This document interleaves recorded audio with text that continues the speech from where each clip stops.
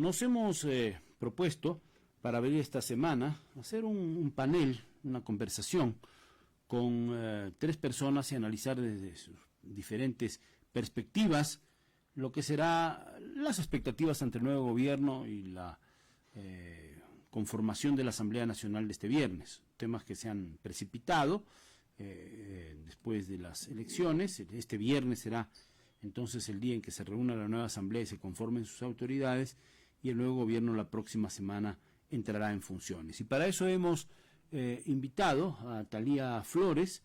Ella es periodista de opinión, corresponsal de ABC en el Ecuador, a Pedro Donoso, director general de ICARE, una institución dedicada al análisis de opinión y de comunicación, y a Patricio Moncayo, analista político y académico.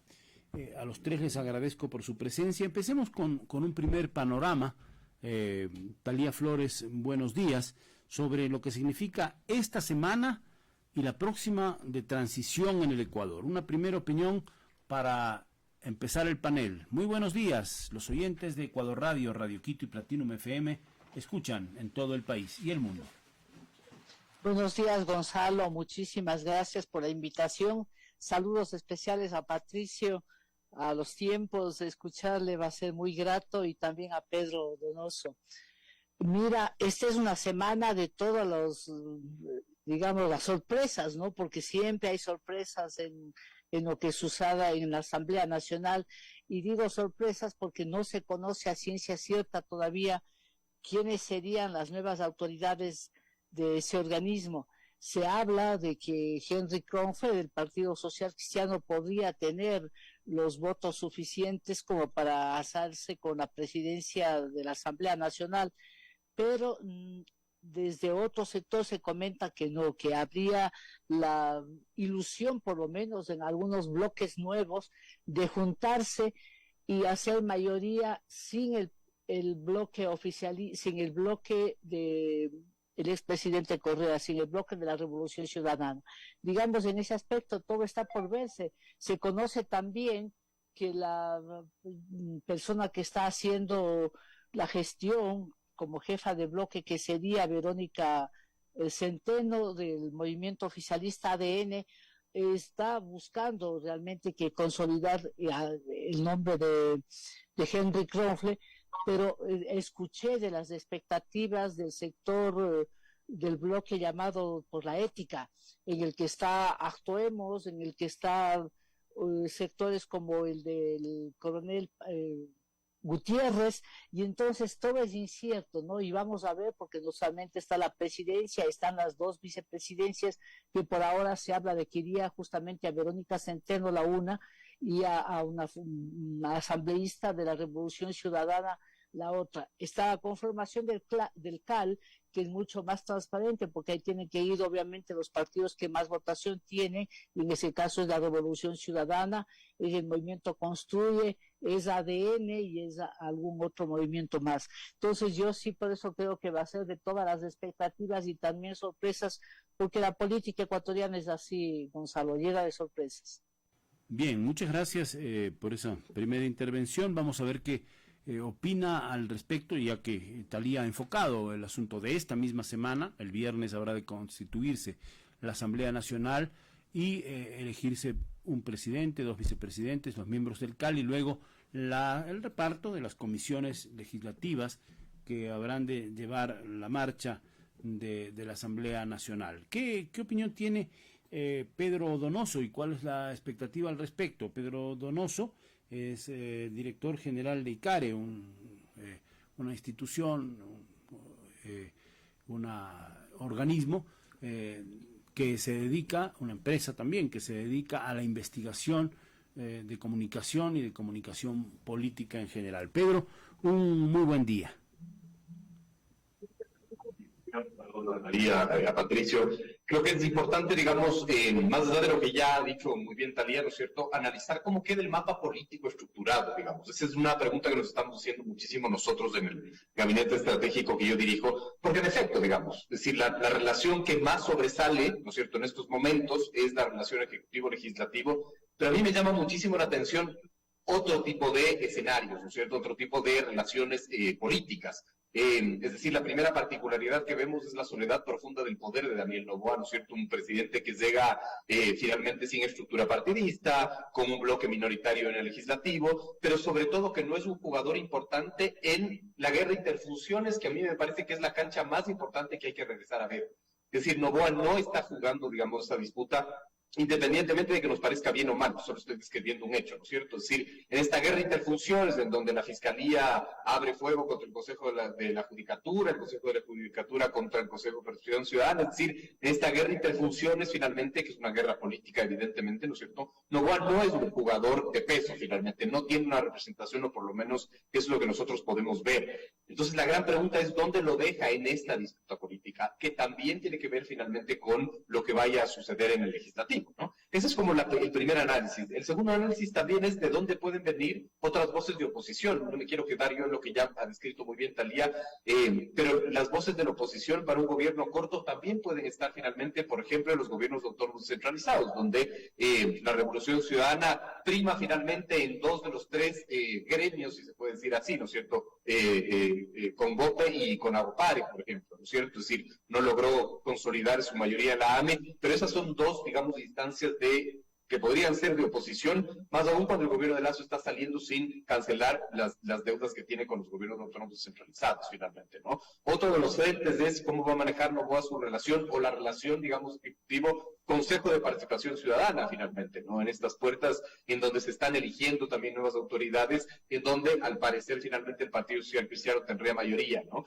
Y finalmente, estos son los escenarios institucionalizados, de relación política institucional, diría yo. Pero también hay los no institucionalizados, ¿no? La relación con los movimientos sociales. Pachacuti finalmente acaba ya quizás de alinearse con la CONAIE, con la elección de Chunchumbi, que ese también es un tema interesante a ver. Entonces, si nosotros hacemos como una radiografía del mapa político del Ecuador, vamos a ver que la soledad de Noboa puede pasarle factura si es que no tiene una habilidad concreta de construcción de alianzas y no se adelanta a entender qué es lo que está en juego finalmente. Bien, Pedro, muchas gracias. Vamos a escuchar a Patricio Moncayo, analista político, académico. Aquí han puesto algunos temas sobre la mesa, tanto Talía Flores cuanto Pedro Donoso. Uno de ellos, el escenario per se de la Asamblea Nacional. El viernes se conforma. No sabemos si realmente la candidatura de Henry Kronfle del Partido Social Cristiano prevalezca. Se ha hablado mucho de la posibilidad de una alianza del Partido Social Cristiano con Revolución Ciudadana y con la propia ADN de Daniel Noboa, pero también hay otras fuerzas que están tratando de constituir alianzas distintas, no necesariamente con Kronfle o sin él, pero que podrían ir al margen. Entonces no sabemos si la Revolución Ciudadana estará en todos estos proyectos de posibles alianzas, y eso se irá decantando con el tiempo. Pero Pedro Donoso nos ha puesto otros elementos. Todo el resto del Estado, la Fiscalía, Consejo de la Judicatura, Consejo de Participación Ciudadana, gobiernos autónomos descentralizados. Así es que tenemos ya una gran cantidad de piezas para armar el rompecabezas, Patricio. Claro, ¿qué tal? sí. Bienvenido, gracias por estar con nosotros en Radio Quito y en Platinum FM, un gusto. Muchas gracias, Gonzalo, por la invitación y un gusto poder compartir con Talía y Pedro este intercambio de puntos de vista. Yo creo que ese escenario que han planteado Talía y Pedro se inscribe en un escenario más grande, digamos, en un escenario mayor. El tema de la transición ubica a 2 personajes fundamentales, el presidente saliente y el presidente entrante. Entonces, el presidente saliente ha afirmado que el país que va a recibir Daniel Noboa es un mejor país.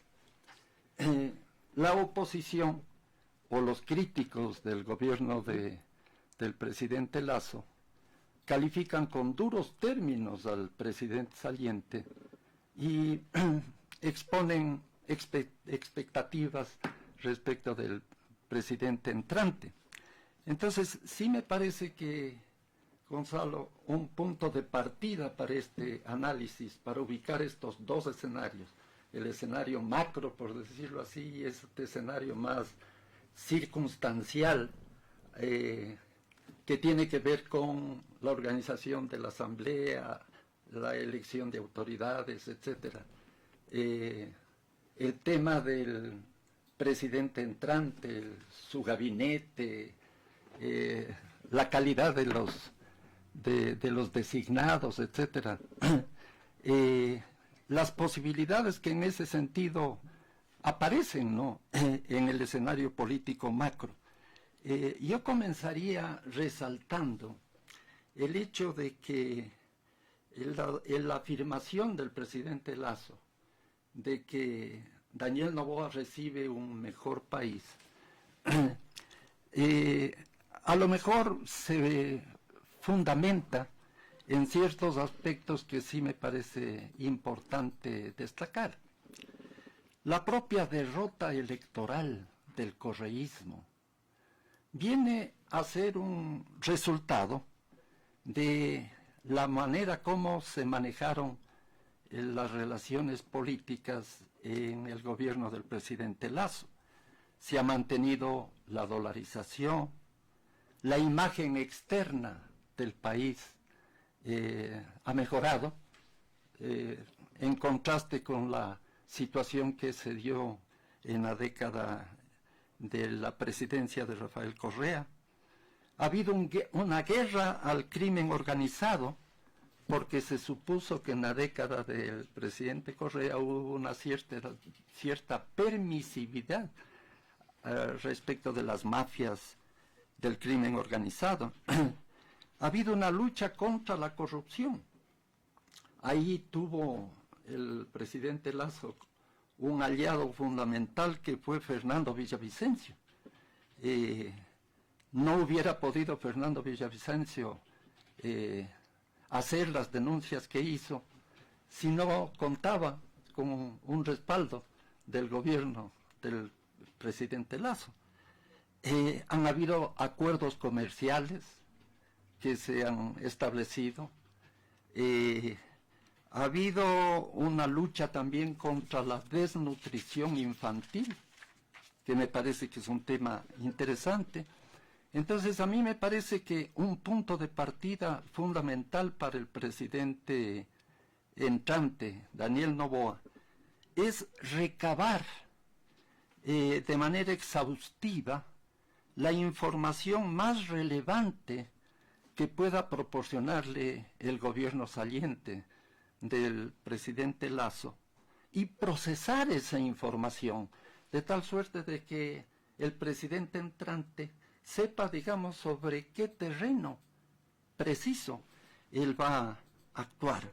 Entonces, yo pensaría, Gonzalo, que un punto de partida de esta reflexión sería esta evaluación, digamos, del gobierno del presidente Lasso. ¿Qué país recibe el presidente entrante Daniel Noboa? Muy bien, estamos dialogando con Thalía Flores, periodista, con Pedro Donoso, el director de ICARE, analista, y Patricio Moncayo, también analista político, docente universitario, sobre el tema de la transición, las expectativas por el nuevo gobierno, la Asamblea Nacional. Han puesto ellos una serie de temas sobre la mesa. Yo quiero hacer una pausa, tenemos un pequeño informativo de Ecuador Radio y naturalmente información de carácter publicitario, para luego, a raíz de los grandes temas que han dado a conocer nuestros invitados, nuestros panelistas, sugerirles algunas preguntas y pedirles precisiones. Estamos en Ecuador Radio a través de Radio Quito Platinum FM. Venimos enseguida. Inicio de espacio publicitario. Yo quiero manejar, ay, mi cabeza. Yo quiero caminar, tengo fiebre. Ya me tomé una pastilla, no me hace efecto. No dejes que te pasen cosas que no quieres. El nuevo Elbrus Flash bebible, con tecnología Liquid Shot y su intenso sabor. La mejor decisión para un alivio flash de la fiebre, dolores de cabeza y malestares de la fiesta. Elbrus Flash, primer paracetamol líquido, alivio flash al dolor y a la fiebre. Compruébalo. Megalabs, somos bienestar. Fin de espacio publicitario. Programa de clasificación A, apto para todo público. Tipo de contenido, informativo. Felicitamos a Banco Internacional por sus primeros 50 años de trayectoria. Banco Internacional presenta el servicio informativo platino.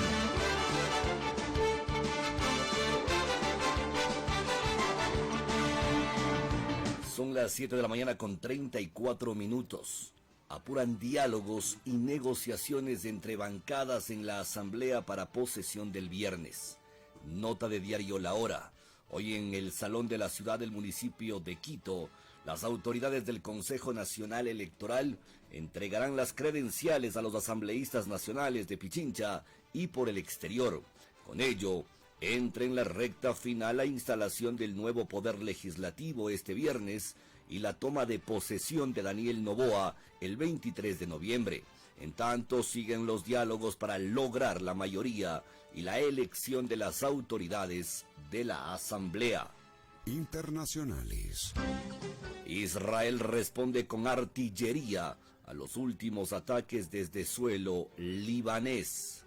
El ejército de Israel ha llevado a cabo varios ataques con artillería contra posiciones en Líbano en respuesta al lanzamiento de fuego de mortero desde el otro lado de la frontera, a medida que aumenta la tensión en la zona, mientras avanzan los bombardeos israelíes contra la Franja de Gaza. Deportes. Ecuador Sub-17 es puntero de su grupo en el Mundial. Tras un primer tiempo irregular de Ecuador, los dirigidos por Diego Martínez mejoraron en la segunda mitad ante Marruecos por la segunda fecha de la fase de grupos del Mundial Sub-17. La Tri ganó 2-0 a la selección africana con doblete de Michael Bermúdez. Con esta victoria, Ecuador sumó 4 puntos y lidera el Grupo A. Su siguiente partido será el jueves ante Panamá. Son las 7 de la mañana con 36 minutos. Banco Internacional presentó el servicio informativo Platinum. Banco Internacional, 50 años de trayectoria. Inicio de espacio publicitario. Llegamos a los 50 años, con más experiencia. Llenos de curiosidad. Con historia. Y visión del futuro. Con ambición y coraje. Con logros. Con calma. Pero con la misma energía de siempre. 50 años. Banco Internacional. Queremos ser más. Fin de espacio publicitario.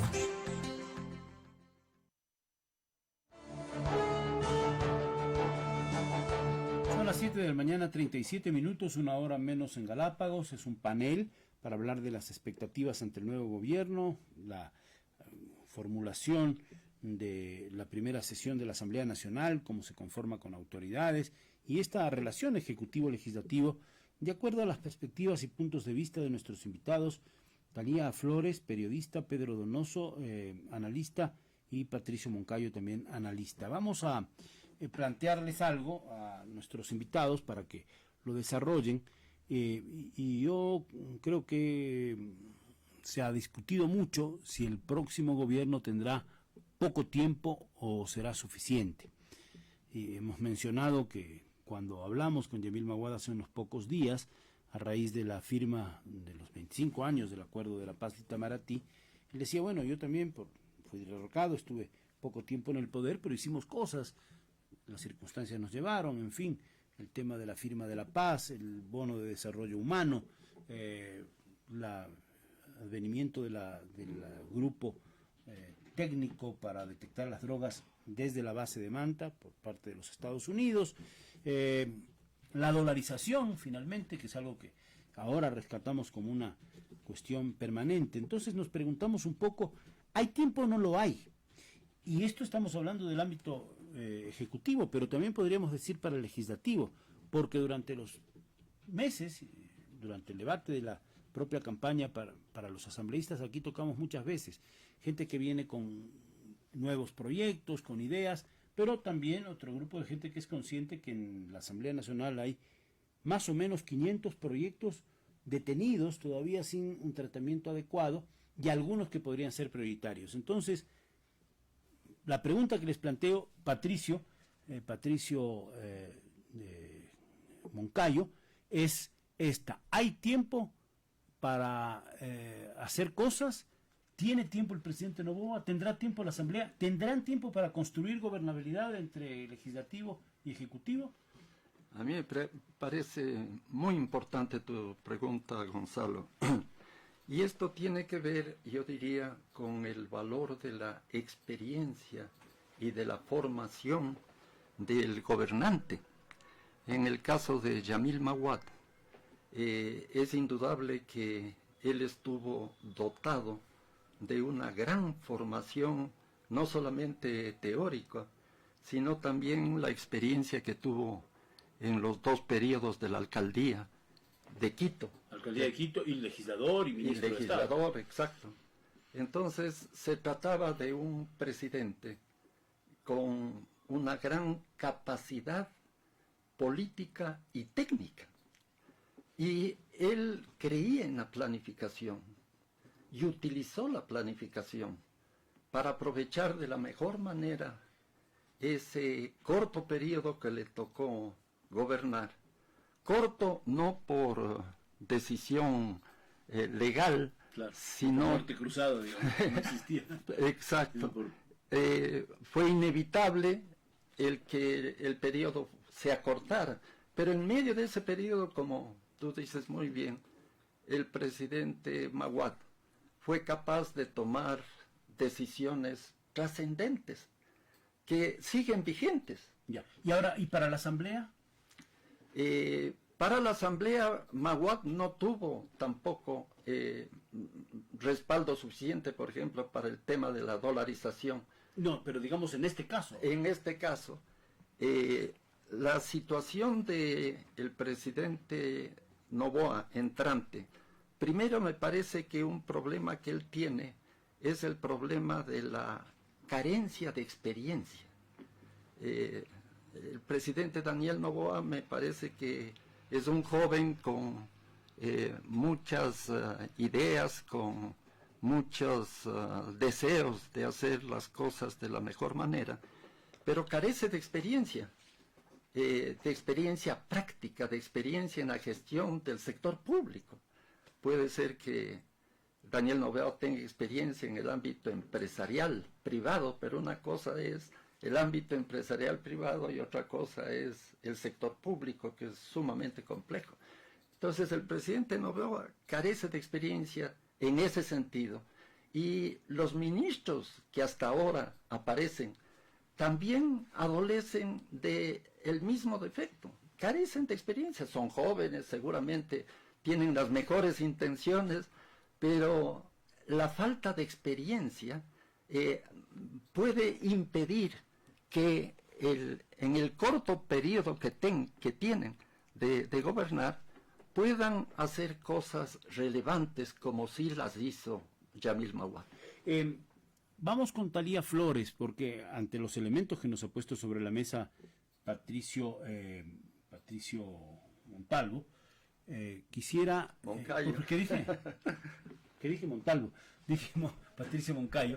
Ya estoy cambiando de apellidos. Quería que Talía también comente lo que hace un rato nos decía Pedro Donoso, ¿no? Ante estos elementos que nos acaba de poner Patricio Moncayo y lo que dijo Pedro Donoso del otro escenario de las funciones del Estado, de estas tensiones, Fiscalía General, Consejo de la Judicatura, Consejo de Participación Ciudadana y Control Social, el rol de los gobiernos autónomos descentralizados, que lo puso Donoso muy claramente también. Entonces, a ver, Talía, ¿qué hacer? Y ante todo esto, 1 año y medio. A ver cómo resolvemos esto.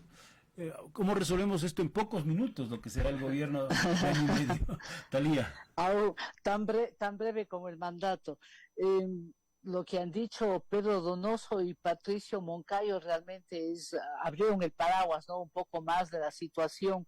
Quiero comenzar con lo que dijo, porque le precedió en la palabra Pedro Donoso a Patricio, y decirle que sí, que coincido con él en cuanto a que los organismos seccionales no la van a tener fácil frente a Noboa, y Noboa no lo va a tener fácil frente a los organismos seccionales, porque ellos necesitan pues que les entreguen los recursos siempre escasos y tardíos, y a veces tienen que dedicarse inclusive a movilizar a su gente para pedir un derecho, porque es su derecho que el Estado les dé el financiamiento de acuerdo a lo que dice la Constitución. También es interesante lo lo que ha ocurrido, ¿no?, con el Consejo de Participación Ciudadana y Control Social, donde se ha elegido ya al Contralor General del Estado, lo que es una buena noticia, porque no es ninguno de los personajes que se esperaban y que supuestamente representaban a sectores políticos. Eso es interesante, pero eso mismo crea una conflictividad, ¿no?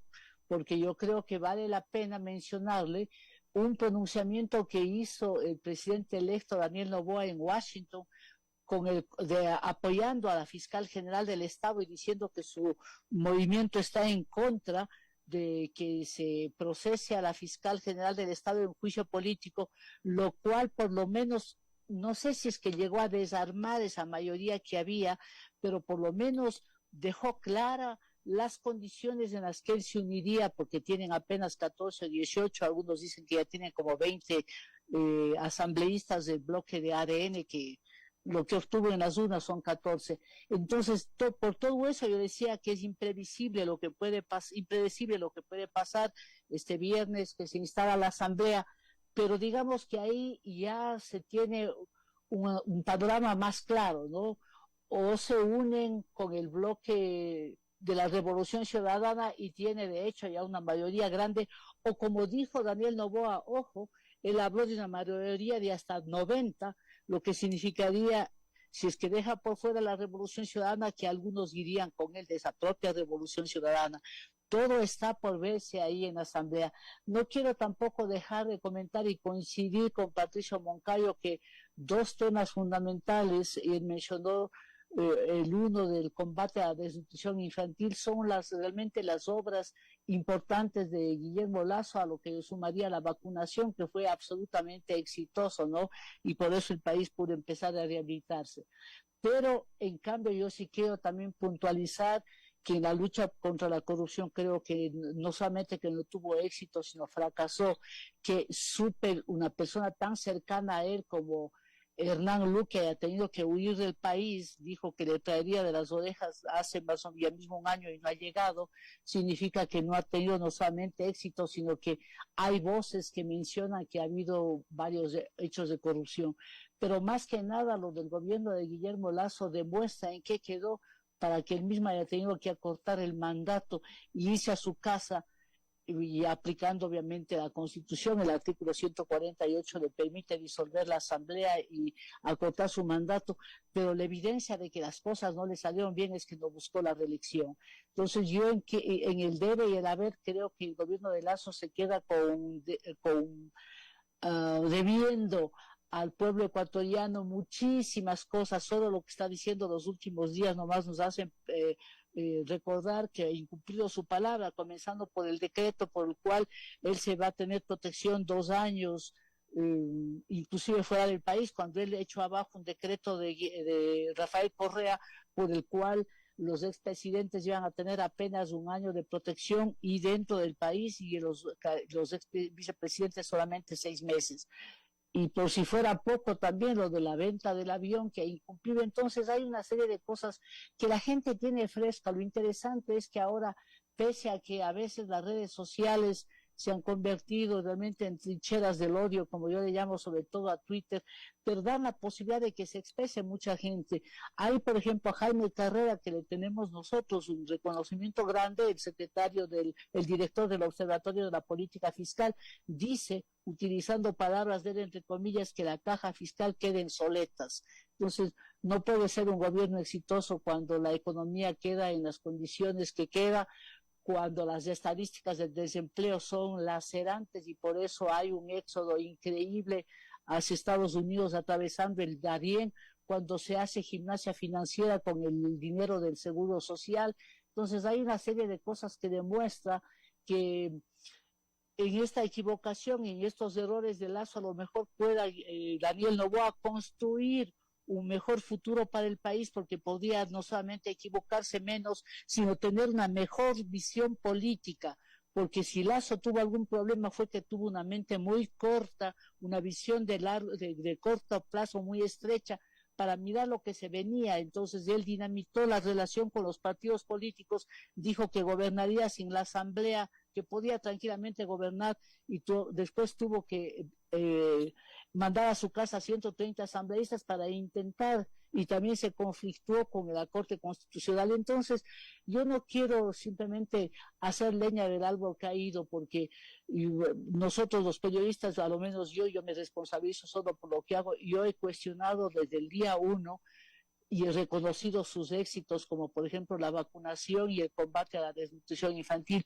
pero sí hemos visto que ha sido errático en lo político, nunca ha tenido digamos un acierto, porque cuando hizo el acuerdo con Pachacuti y le pusieron a la señora Llori en la asamblea, terminó también la señora Llori haciendo una gestión que nadie quiere recordarse, y con el pronunciamiento de dirigentes de Pachacuti de que roben bien, y hasta un asambleísta de Pachacuti procesado por violación. Entonces, los hechos, yo no quiero adjetivizar, sino que los hechos hablen por sí solos.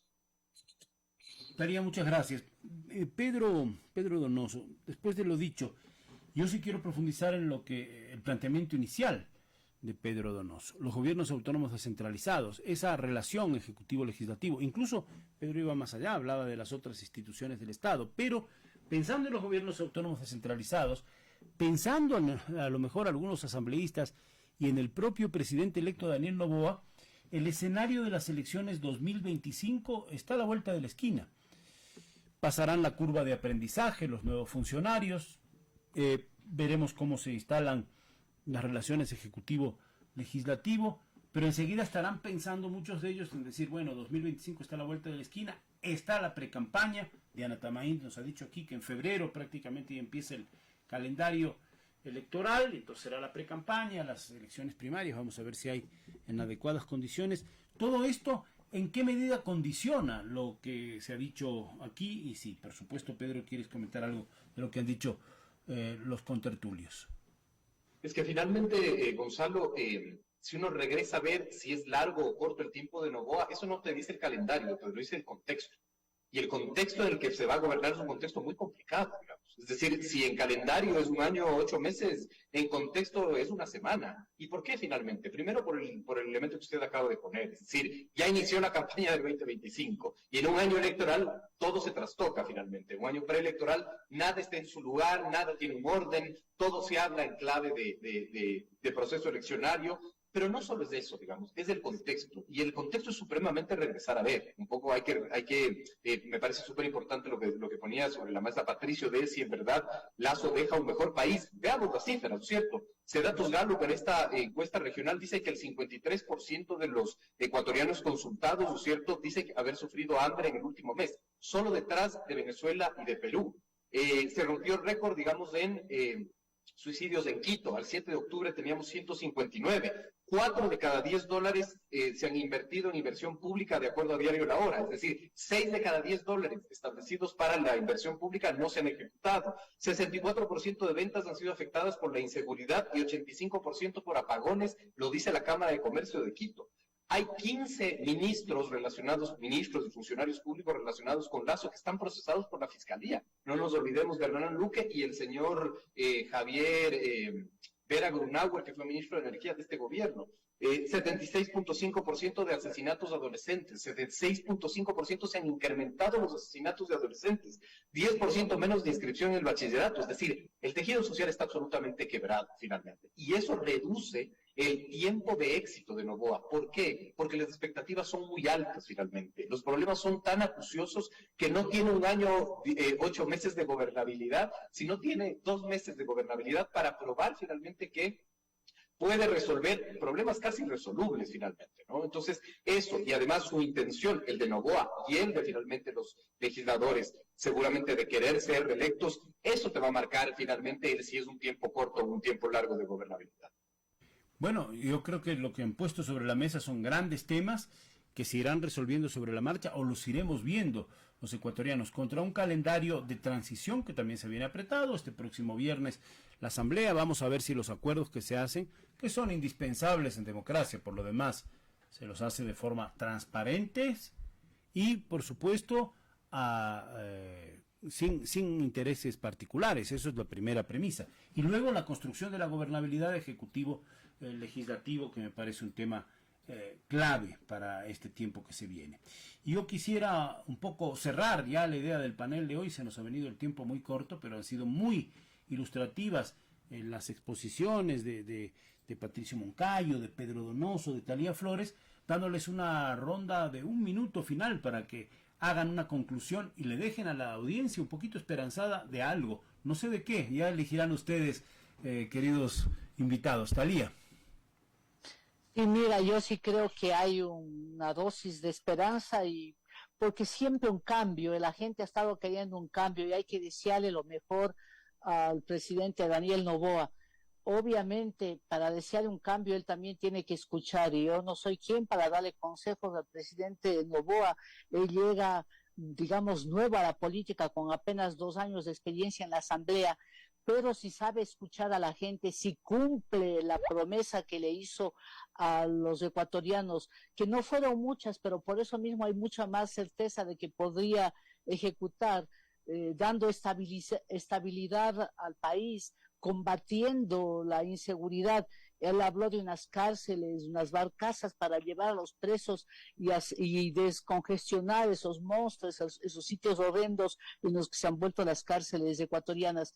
También tiene que acertar, ¿no?, en alivianar la tensión que existe en el Ecuador por las calles que se han vuelto violentas, y sobre todo debería tender puentes. Yo sí creo que este es un momento especial, siempre son especiales, pero yo me atreví inclusive hace días a usar una palabra que hemos oído en otros países, sobre todo de Europa del Este, cuando caían el comunismo: gobiernos de salvación nacional. Este momento hay que rescatarle al Ecuador, no podemos permitir que el país se hunda más de lo que está, sin financiamiento, sin inseguridad, con la violencia instalada en el Ecuador y con los políticos dándose las espaldas. Entonces, si el presidente Noboa es capaz de convocar ese gobierno de salvación nacional, invitando a las fuerzas políticas distintas, yo creo que hay mucha esperanza y el país podrá ir a las urnas otra vez conforme al calendario electoral, con menos tensión y pensando que a lo mejor tenemos una posibilidad de que un gobierno se extienda más. Bueno, Thalía nos habla de tender puentes. Yo diría que también el próximo ministro de Obras Públicas habrá de tender puentes después del fenómeno del Niño. Y a lo mejor el Fondo Monetario Internacional con el crédito puente que propone Daniel Noboa. Pero bueno, más allá de esto, Pedro Donoso, tu idea cierre en este panel, que por cierto ha contado con la sabia participación de nuestros invitados, Patricio Moncayo, Pedro Donoso y Thalía Flores. A ver, Pedro. Yo la verdad no soy muy optimista, creo que las condiciones del contexto no te dan, creo que el 2024 es un año electoral, si es que se va a la consulta popular, y eso trastoca todo finalmente, y ya es un año preelectoral para el 2025. Sin embargo, creo que el reflector no debe estar solo en la clase política, debe abrirse más finalmente, hay que tocar la sensibilidad y las fibras de las élites de este país. Cuando yo digo élites no lo digo despectivamente, sino los grupos de decisión sindicales, gremiales, culturales, mediáticas, etcétera, porque, como dice Thalía finalmente, ¿no es cierto? No creo que debe haber un gobierno de salvación nacional, sino un país de salvación nacional, digamos, ¿no? Es decir, creo que hay que poner sobre la mesa los debates, creo que hay que conceptualizar más, hay que involucrarse más finalmente desde cada una de las trincheras, ¿no? Pero lo veo bastante. Bueno, muy interesante, Pedro, la participación, y cerremos con Patricio Moncayo. A ver, ¿cómo resumimos todo esto en unas ideas claves? Gracias, Gonzalo. Me parece que el tema de la gobernabilidad es un tema central, y en ese sentido, en la relación ejecutivo-legislativo, se plantea un nuevo escenario, digamos. Pienso que el presidente Noboa se ha declarado enfáticamente en contra de la agenda de la impunidad. Incluso él no respalda esa idea del juicio político a la fiscal general. Pero también es interesante resaltar que Daniel Noboa no suscribe una postura anticorreísta, es decir, ni una agenda de la impunidad, ni una agenda anticorreísta. Es un planteamiento distinto del que se presentó con Guillermo Lasso. Eso significa que habría quizá la posibilidad de pensar o trabajar en grandes acuerdos dentro del legislativo, acuerdos básicos que permitan una acción concertada entre el gobierno y la Asamblea. Eso un punto. Y otro punto que me parece importante quizás para este cierre es ubicar algunas fortalezas y debilidades que yo veo del presidente entrante. Uno que me parece interesante y de alguna manera tiene que ver con lo que planteaba Pedro Donoso. La cercanía del presidente entrante con el sector empresarial productivo. Esa podría ser una fortaleza del presidente entrante. O sea, como decía Pedro Donoso, por ejemplo, apelar a la sensibilidad de las élites empresariales.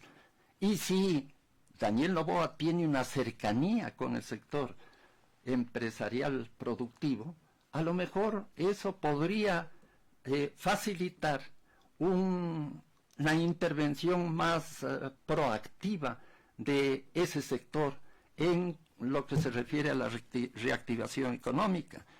Me parece que es necesario también que el presidente entrante entienda la necesidad en la conformación del gabinete, en los ministerios que todavía le faltan, una apertura a la clase media. Es decir, que el gabinete del presidente Noboa no aparezca como un gabinete, digamos así, muy cerrado, en el que participen personas muy cercanas a él. En ese sentido, pudo haber